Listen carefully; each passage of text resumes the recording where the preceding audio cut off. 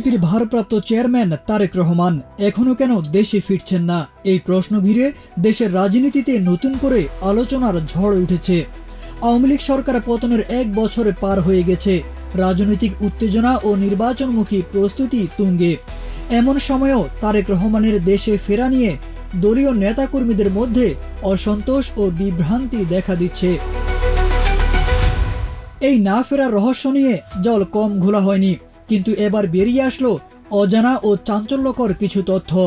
তাহলে কি ভয়ঙ্কর চক্রান্তের শিকার হচ্ছেন তারেক রহমান? বিএনপি পন্থী রাজনৈতিক বিশ্লেষক ও অ্যাক্টিভিস্ট ইমতিয়াজ মির্জার এক পোস্টে ভয়ানক কিছু তথ্য উঠে এসেছে, যা নিয়ে চলছে তুমুল আলোচনা। ইমতিয়াজ মির্জা দাবি করেছেন, তারেক রহমান নিজে দেশে ফিরতে আগ্রহী হলেও লন্ডনের একটি প্রভাবশালী মহল তাকে বাধা দিচ্ছে। তিনি বলেন, এই মহল নিজেদের ক্ষুদ্র স্বার্থে তারেক রহমানকে দেশে ফেরার পথ থেকে সরিয়ে রাখছে। তারা চায় না বিএনপির শীর্ষ নেতৃত্ব দেশে গিয়ে সরাসরি রাজনীতিতে যুক্ত হোক। জীবনের নিরাপত্তা নিয়ে শঙ্কা উল্লেখ করে ইমতিয়াজ মির্জা বলেন, তারেক রহমানের জীবনের উপর গুরুতর হুমকি রয়েছে। তার বক্তব্য, যদি তিনি দেশে ফেরেন তাহলে ভারত তাকে খুন করাতে পারে, এমন আশঙ্কা রয়েছে।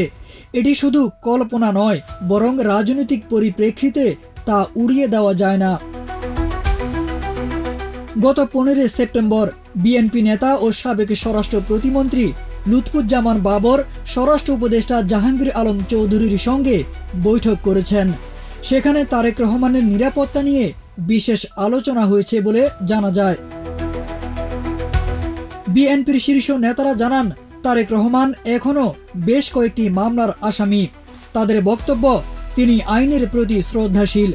মামলা সংক্রান্ত জটিলতা কেটে গেলে আইনি প্রক্রিয়া মেনেই দেশে ফিরবেন। এদিকে তার আইনজীবীরা বলছেন, সরকারের পক্ষ থেকে সুষ্ঠু ও নিরপেক্ষ আইনি পরিবেশ তৈরি না হওয়ায় তার দেশে ফেরা সম্ভব হচ্ছে না। বিএনপির তৃণমূল নেতাকর্মীদের মধ্যে এখন প্রশ্ন উঠেছে, এই গুরুত্বপূর্ণ রাজনৈতিক মুহূর্তে দলের সর্বোচ্চ নেতা যদি দেশের মাটিতে না থাকেন, তবে দল কিভাবে সংগ্রাম চালাবে? তাহলে কি বিএনপি নতুন নেতৃত্ব খুঁজে নেবে?